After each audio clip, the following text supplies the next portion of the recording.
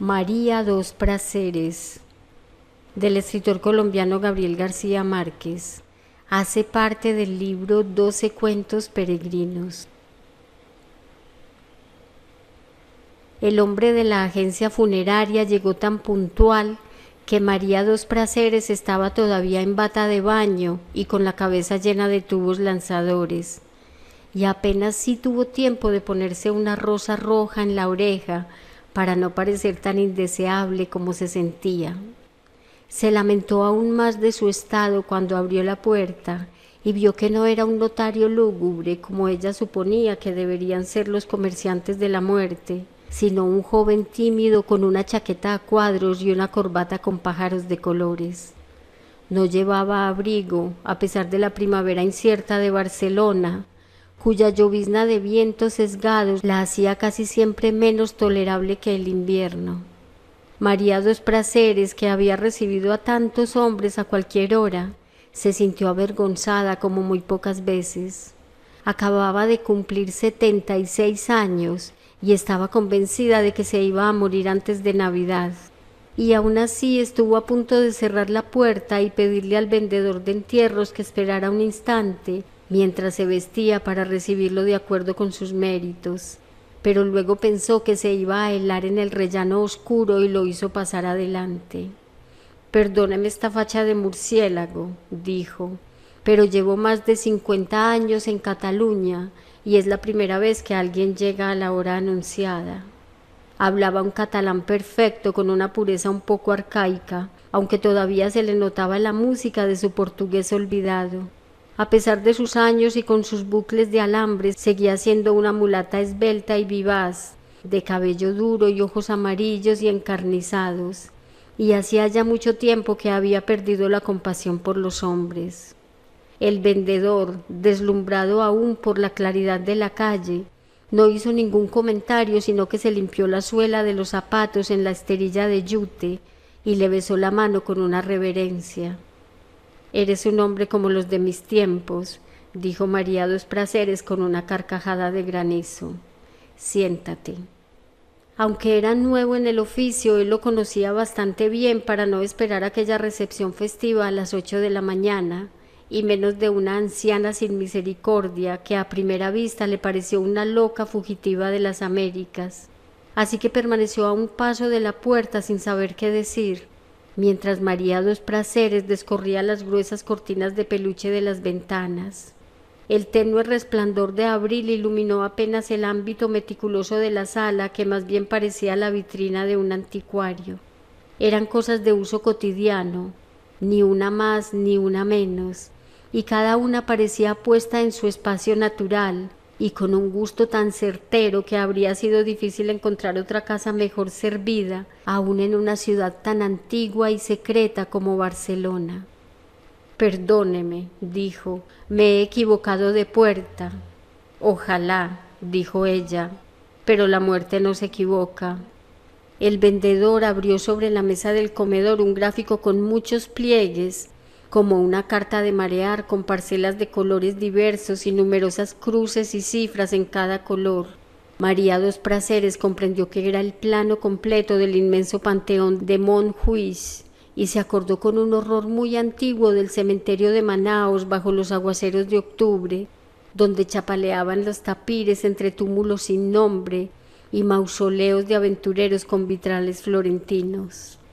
Una mañana, siendo muy niña, el Amazonas desbordado amaneció convertido en una ciénaga nauseabunda, y ella había visto los ataúdes rotos flotando en el patio de su casa con pedazos de trapos y cabellos de muertos en las grietas.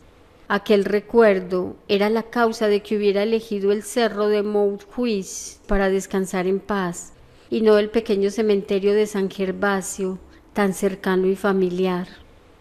«Quiero un lugar donde nunca lleguen las aguas», dijo. «Pues aquí es», dijo el vendedor indicando el sitio en el mapa con un puntero extensible que llevaba en el bolsillo, como una estilográfica de acero. «No hay mar que suba tanto». Ella se orientó en el tablero de colores hasta encontrar la entrada principal, donde estaban las 3 tumbas contiguas, idénticas y sin nombre, donde yacían Buenaventura Durruti y otros 2 dirigentes anarquistas muertos en la guerra civil. Todas las noches alguien escribía los nombres sobre las lápidas en blanco. Los escribían con lápiz, con pintura, con carbón, con creyón de cejas o esmalte de uñas, con todas sus letras y en el orden correcto. Y todas las mañanas los celadores los borraban para que nadie supiera quién era quién bajo los mármoles mudos. María dos Prazeres había asistido al entierro de Durruti, el más triste y tumultuoso de cuantos hubo jamás en Barcelona, y quería reposar cerca de su tumba, pero no había ninguna disponible en el vasto panteón sobrepoblado, de modo que se resignó a lo posible, con la condición, dijo, de que no me vayan a meter en una de esas gavetas de 5 años, donde una queda como en el correo. Luego, recordando de pronto el requisito esencial, concluyó, y sobre todo, que me entierran acostada. En efecto, como réplica a la ruidosa promoción de tumbas vendidas con cuotas anticipadas, circulaba el rumor de que se estaban haciendo enterramientos verticales para economizar espacio. El vendedor explicó con la precisión de un discurso aprendido de memoria y muchas veces repetido, que esa versión era un infundio perverso de las empresas funerarias tradicionales para desacreditar la novedosa promoción de las tumbas a plazos.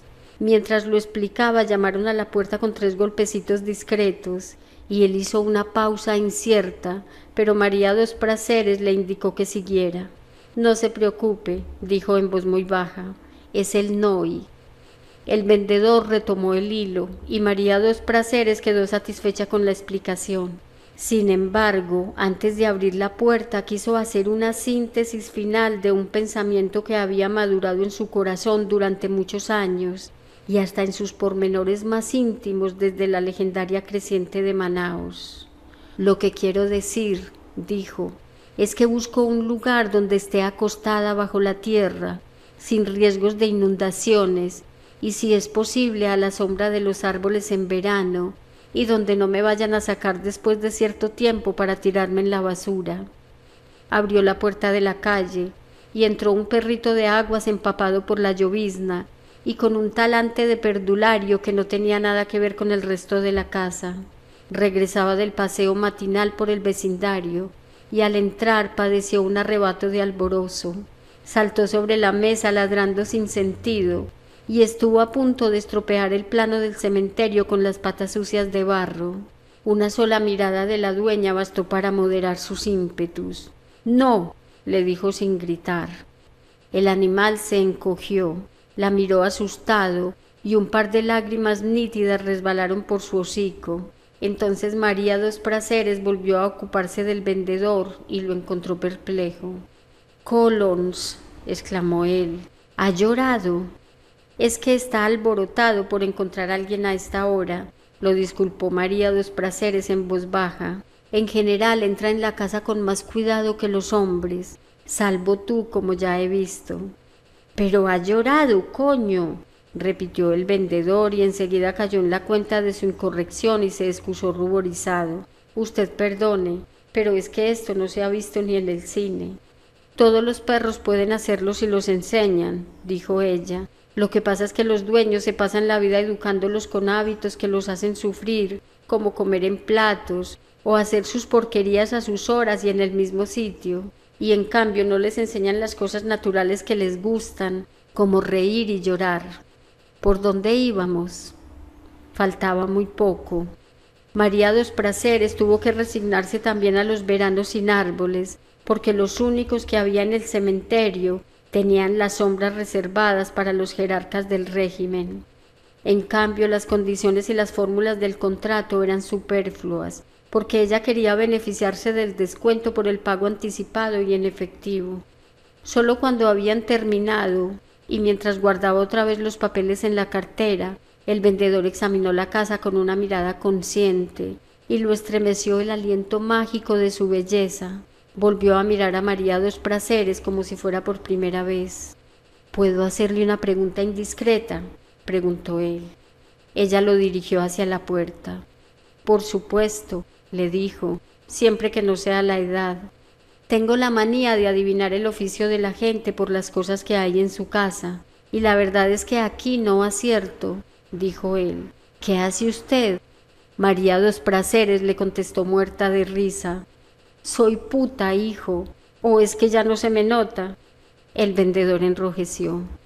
Lo siento, más debía sentirlo yo, dijo ella tomándolo del brazo para impedir que se descalabrara contra la puerta. Ten cuidado, no te rompas la crisma antes de dejarme bien enterrada. Tan pronto como cerró la puerta cargó el perrito y empezó a mimarlo, y se sumó con su hermosa voz africana a los coros infantiles que en aquel momento empezaron a oírse en el parvulario vecino. 3 meses antes había tenido en sueños la revelación de que iba a morir, y desde entonces se sintió más ligada que nunca a aquella criatura de su soledad. Había previsto con tanto cuidado la repartición póstuma de sus cosas y el destino de su cuerpo, que en ese instante hubiera podido morirse sin estorbar a nadie. Se había retirado por voluntad propia con una fortuna atesorada piedra sobre piedra, pero sin sacrificios demasiado amargos, y había escogido como refugio final el muy antiguo y noble pueblo de Gracia, ya digerido por la expansión de la ciudad. Había comprado el entresuelo en ruinas, siempre oloroso a arenques ahumados, cuyas paredes carcomidas por el salitre conservaban todavía los impactos de algún combate sin gloria. No había portero, y en las escaleras húmedas y tenebrosas faltaban algunos peldaños, aunque todos los pisos estaban ocupados. María Dos Prazeres hizo renovar el baño y la cocina, forró las paredes con colgaduras de colores alegres y puso vidrios biselados y cortinas de terciopelo en las ventanas. Por último llevó los muebles primorosos, las cosas de servicio y decoración, y los arcenes de sedas y brocados que los fascistas robaban de las residencias abandonadas por los republicanos en la estampida de la derrota, y que ella había ido comprando poco a poco durante muchos años, a precios de ocasión y en remates secretos. El único vínculo que le quedó con el pasado fue su amistad con el conde de Cardona, que siguió visitándola el último viernes de cada mes para cenar con ella y hacer un lánguido amor de sobremesa. Pero aún aquella amistad de la juventud se mantuvo en reserva, pues el conde dejaba el automóvil con sus insignias heráldicas a una distancia más que prudente, y se llegaba hasta su entresuelo caminando por la sombra, tanto por proteger la honra de ella como la suya propia. María Dos Prazeres no conocía a nadie en el edificio, salvo en la puerta de enfrente, donde vivía desde hacía poco una pareja muy joven con una niña de 9 años. Le parecía increíble, pero era cierto, que nunca se hubiera cruzado con nadie más en las escaleras. Sin embargo, la repartición de su herencia le demostró que estaba más implantada de lo que ella misma suponía en aquella comunidad de catalanes crudos, cuya honra nacional se fundaba en el pudor. Hasta las baratijas más insignificantes las había repartido entre la gente que estaba más cerca de su corazón, que era la que estaba más cerca de su casa. Al final no se sentía muy convencida de haber sido justa, pero en cambio estaba segura de no haberse olvidado de nadie que no lo mereciera. Fue un acto preparado con tanto rigor que el notario de la calle del Árbol, que se preciaba de haberlo visto todo, no podía darle crédito a sus ojos cuando la vio dictando de memoria a sus amanuenses la lista minuciosa de sus bienes, con el nombre preciso de cada cosa en catalán medieval y la lista completa de los herederos con sus oficios y direcciones y el lugar que ocupaban en su corazón. Después de la visita del vendedor de entierros, terminó por convertirse en una más de los numerosos visitantes dominicales del cementerio. Al igual que sus vecinos de tumba, sembró flores de 4 estaciones en los canteros, regaba el césped recién nacido y lo igualaba con tijera de podar hasta dejarlo como las alfombras de la alcaldía, y se familiarizó tanto con el lugar que terminó por no entender cómo fue que al principio le pareció tan desolado. En su primera visita el corazón le había dado un salto cuando vio junto al portal las 3 tumbas sin nombres, pero no se detuvo siquiera a mirarlas, porque a pocos pasos de ella estaba el vigilante insomne. Pero el tercer domingo aprovechó un descuido para cumplir uno más de sus grandes sueños. y con el carmín de labios escribió en la primera lápida lavada por la lluvia: Durrú. Desde entonces, siempre que pudo, volvió a hacerlo, a veces en una tumba, en dos o en las tres, y siempre con el pulso firme y el corazón alborotado por la nostalgia. Un domingo, a fines de septiembre, presenció el primer entierro en la colina. 3 semanas después, una tarde de vientos helados, enterraron a una joven recién casada en la tumba vecina de la suya. A fin de año 7 parcelas estaban ocupadas, pero el invierno efímero pasó sin alterarla. No sentía malestar alguno, y a medida que aumentaba el calor y entraba el ruido torrencial de la vida por las ventanas abiertas, se encontraba con más ánimos para sobrevivir a los enigmas de sus sueños. El conde de Cardona, que pasaba en la montaña los meses de más calor, la encontró a su regreso más atractiva aún que en su sorprendente juventud de los 50 años. Al cabo de muchas tentativas frustradas, María dos Prazeres consiguió que Noé distinguiera su tumba en la extensa colina de tumbas iguales. Luego se empeñó en enseñarlo a llorar sobre la sepultura vacía, para que siguiera haciéndolo por costumbre después de su muerte. Lo llevó varias veces a pie desde su casa hasta el cementerio, indicándole puntos de referencia para que memorizara la ruta del autobús de las Ramblas, hasta que lo sintió bastante diestro para mandarlo solo. El domingo del ensayo final, a las 3 de la tarde, le quitó el chaleco de primavera, en parte porque el verano era inminente y en parte para que llamara menos la atención, y lo dejó a su albedrío.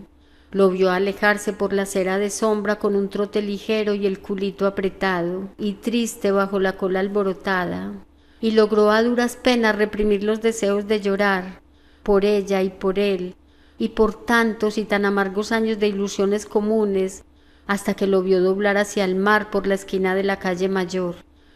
15 minutos más tarde subió en el autobús de las Ramblas en la vecina plaza de Lesseps, tratando de verlo sin ser vista desde la ventana, y en efecto lo vio entre las parvadas de niños dominicales, lejano y serio, esperando el cambio del semáforo de peatones del Paseo de Gracia. Dios mío, suspiró, qué solo se ve. Tuvo que esperarlo casi 2 horas bajo el sol brutal de Montjuïc. Saludó a varios dolientes de otros domingos menos memorables, aunque apenas sí los reconoció, pues había pasado tanto tiempo desde que los vio por primera vez, que ya no llevaban ropas de luto ni lloraban, y ponían las flores sobre las tumbas sin pensar en sus muertos. Poco después, cuando se fueron todos, oyó un bramido lúgubre que espantó a las gaviotas, y vio en el mar inmenso un transatlántico blanco con la bandera del Brasil, y deseó con toda su alma que le trajera una carta de alguien que hubiera muerto por ella en la cárcel de Pernambuco.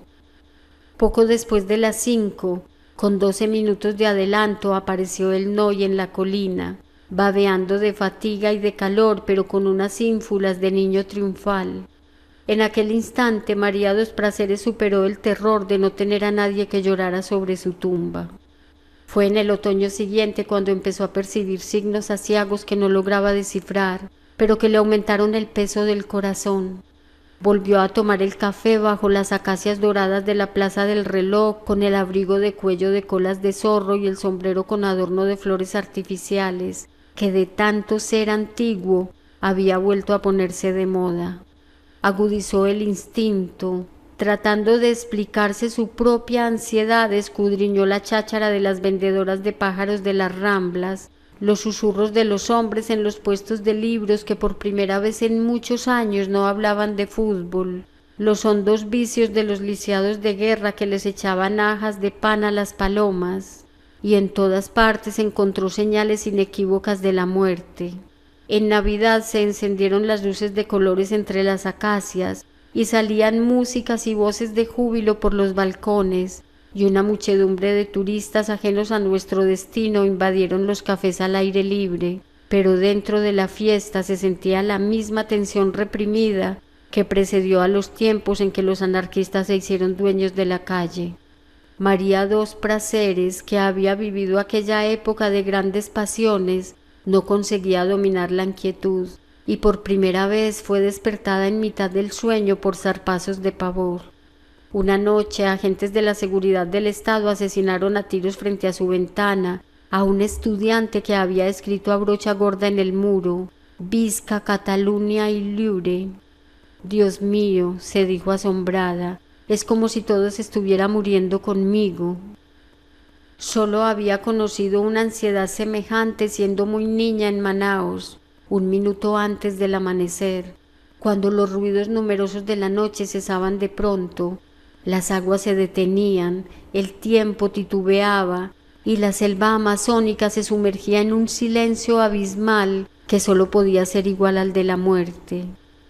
En medio de aquella tensión irresistible, el 10 viernes de abril, como siempre, el conde de Cardona fue a cenar en su casa. La visita se había convertido en un rito. El conde llegaba puntual entre las 7 y las 9 de la noche con una botella de champaña del país, envuelta en el periódico de la tarde para que se notara menos, y una caja de trufas rellenas.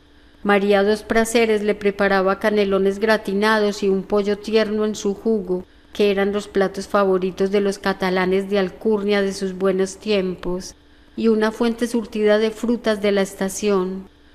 Mientras ella hacía la cocina, el conde escuchaba en el gramófono fragmentos de óperas italianas en versiones históricas, tomando a sorbos lentos una copita de oporto que le duraba hasta el final de los discos. Después de la cena, larga y bien conversada, hacían de memoria un amor sedentario que les dejaba a ambos un sedimento de desastre.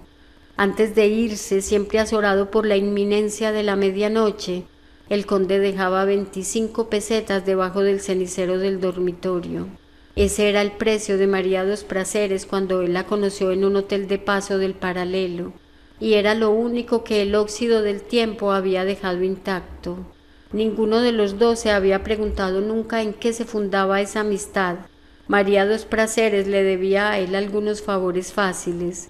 Él le daba consejos oportunos para el buen manejo de sus ahorros, le había enseñado a distinguir el valor real de sus reliquias y el modo de tenerlas para que no se descubriera que eran cosas robadas, pero sobre todo fue él quien le indicó el camino de una vejez decente en el barrio de la Gracia, cuando en su burdel de toda la vida la declararon demasiado usada para los gustos modernos y quisieron mandarla a una casa de jubiladas clandestinas que por 5 pesetas les enseñaban a hacer el amor a los niños. Ella le había contado al conde que su madre la vendió a los 14 años en el puerto de Manaos y que el primer oficial de un barco turco la disfrutó sin piedad durante la travesía del Atlántico y luego la dejó abandonada, sin dinero, sin idioma y sin nombre, en la ciénaga de luces del Paralelo. Ambos eran conscientes de tener tan pocas cosas en común que nunca se sentían más solos que cuando estaban juntos, pero ninguno de los dos se había atrevido a lastimar los cantos de la costumbre. Necesitaron de una conmoción nacional para darse cuenta, ambos al mismo tiempo, de cuánto se habían odiado y con cuánta ternura durante tantos años. Fue una deflagración. El conde de Cardona estaba escuchando el dueto de amor de la Bohemia, cuando le llegó una ráfaga casual de las noticias de radio que María Dos Prazeres escuchaba en la cocina. Se acercó en puntillas y también él escuchó. El general Francisco Franco, dictador eterno de España, había asumido la responsabilidad de decidir el destino final de 3 separatistas vascos que acababan de ser condenados a muerte. El conde exhaló un suspiro de alivio. Entonces los fusilarán sin remedio, dijo, porque el caudillo es un hombre justo. María Dos Prazeres fijó en él sus ardientes ojos de cobra real y vio sus pupilas sin pasión detrás de las antiparras de oro, los dientes de rapiña, las manos híbridas de animal acostumbrado a la humedad y las tinieblas, tal como era. Pues ruégale a Dios que no, dijo, porque con uno solo que fusilen, yo te echaré veneno en la sopa. El conde se asustó. ¿Y eso por qué? Porque yo también soy una puta justa. El conde de Cardona no volvió jamás, y María Dos Prazeres tuvo la certidumbre de que el último ciclo de su vida acababa de cerrarse. Hasta hacía poco, en efecto, le indignaba que le cedieran el asiento en los autobuses, que trataran de ayudarla a cruzar la calle, que la tomaran del brazo para subir las escaleras, pero había terminado no solo por admitirlo, sino inclusive por desearlo como una necesidad detestable. Entonces mandó a hacer una lápida de anarquista sin nombres ni fechas y empezó a dormir sin pasar los cerrojos de la puerta para que el Noy pudiera salir con la noticia si ella muriera durante el sueño. Un domingo, al entrar en su casa de regreso del cementerio, se encontró en el rellano de la escalera con la niña que vivía en la puerta de enfrente. La acompañó varias cuadras hablándole de todo con un candor de abuela, mientras la veía retozar con el Noy como viejos amigos. En la Plaza del Diamante, tal como lo tenía previsto, la invitó a un helado. ¿Te gustan los perros?, le preguntó. Me encantan, dijo la niña. Entonces María Dos Prazeres le hizo la propuesta que tenía preparada desde hacía mucho tiempo. Si alguna vez me sucediera algo, hazte cargo del Noy, le dijo, con la única condición de que lo dejes libre los domingos sin preocuparte de nada. Él sabrá lo que hace. La niña quedó feliz. María Dos Prazeres a su vez regresó a casa con el júbilo de haber vivido un sueño madurado durante años en su corazón. Sin embargo, no fue por el cansancio de la vejez, ni por la demora de la muerte que aquel sueño no se cumplió. Ni siquiera fue una decisión propia. La vida la había tomado por ella una tarde glacial de noviembre, en que se precipitó una tormenta súbita cuando salía del cementerio. Había escrito los nombres de las 3 lápidas y bajaba a pie hacia la estación de autobuses cuando quedó empapada por completo por las primeras ráfagas de lluvia. Apenas sí tuvo tiempo de guarecerse en los portales de un barrio desierto que parecía de otra ciudad, con bodegas en ruinas y fábricas polvorientas, y enormes furgones de carga que hacían más pavoroso el estrépito de la tormenta. Mientras trataba de calentar con su cuerpo al perrito ensopado, María Dos Prazeres veía pasar los autobuses repletos, veía pasar los taxis vacíos con la bandera apagada, pero nadie prestaba atención a sus señas de náufrago. De pronto, cuando ya parecía imposible hasta un milagro, un automóvil suntuoso del color del acero crepuscular pasó casi sin hacer ruido por la calle inundada. Se paró de golpe en la esquina y regresó en reversa hasta donde ella estaba. Los cristales descendieron por un soplo mágico y el conductor se ofreció para llevarla. Voy muy lejos, dijo María Dos Prazeres con sinceridad, pero me haría un gran favor si me acerca un poco. Dígame a dónde va, insistió él. A Gracia, dijo ella. La puerta se abrió sin tocarla. Es mi rumbo, dijo él. Suba. En el interior oloroso a medicina refrigerada, la lluvia se convirtió en un percance irreal. La ciudad cambió de color y ella se sintió en un mundo ajeno y feliz, donde todo estaba resuelto de antemano. El conductor se abría paso a través del desorden del tránsito, con una fluidez que tenía algo de magia. María Dos Prazeres estaba intimidada, no solo por su propia miseria, sino también por la del perrito de lástima que dormía en su regazo. Esto es un transatlántico, dijo, porque sintió que tenía que decir algo digno. Nunca había visto nada igual, ni siquiera en sueños. En realidad, lo único malo que tiene es que no es mío, dijo él en un catalán difícil, y después de una pausa agregó en castellano. El sueldo de toda la vida no me alcanzaría para comprarlo. Me lo imagino, suspiró ella. Lo examinó de soslayo, iluminado de verde por el resplandor del tablero de mandos, y vio que era casi un adolescente con el cabello rizado y corto y un perfil de bronce romano. Pensó que no era bello, pero que tenía un encanto distinto, que le sentaba muy bien la chaqueta de cuero barato gastada por el uso, y que su madre debía ser muy feliz cuando lo sentía volver a casa. Solo por sus manos de labriego se podía creer que de veras no era el dueño del automóvil. No volvieron a hablar en todo el trayecto, pero también María Dos Prazeres se sintió examinada de soslayo varias veces, y una vez más se dolió de seguir viva a su edad.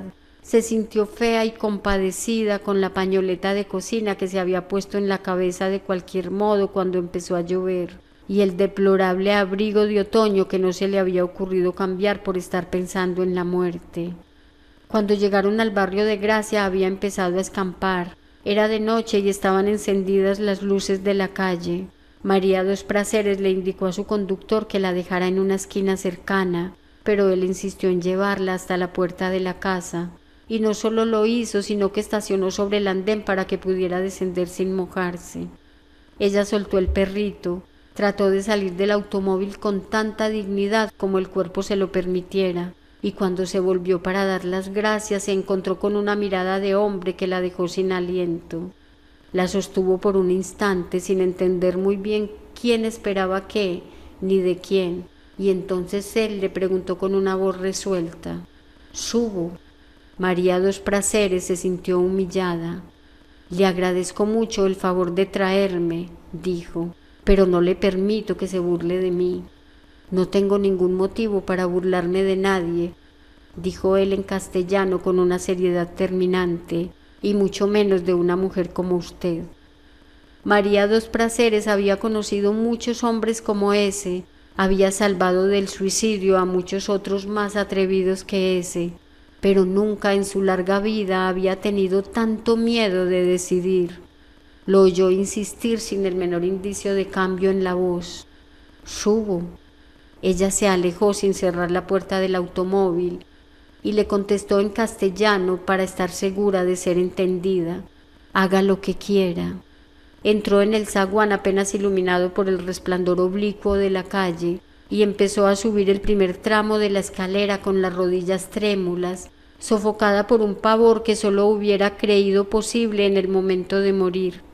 Cuando se detuvo frente a la puerta del entresuelo, temblando de ansiedad por encontrar las llaves en el bolsillo, oyó los dos portazos sucesivos del automóvil en la calle. Noy, que se le había adelantado, trató de ladrar. «Cállate», le ordenó con un susurro agónico. Casi enseguida sintió los primeros pasos en los peldaños sueltos de la escalera y temió que se le fuera a reventar el corazón. En una fracción de segundo volvió a examinar por completo el sueño premonitorio que le había cambiado la vida durante 3 años y comprendió el error de su interpretación. «Dios mío», se dijo asombrada, «de modo que no era la muerte». Encontró por fin la cerradura, oyendo los pasos contados en la oscuridad, oyendo la respiración creciente de alguien que se acercaba tan asustado como ella en la oscuridad, y entonces comprendió que había valido la pena esperar tantos y tantos años y haber sufrido tanto en la oscuridad, aunque solo hubiera sido para vivir aquel instante.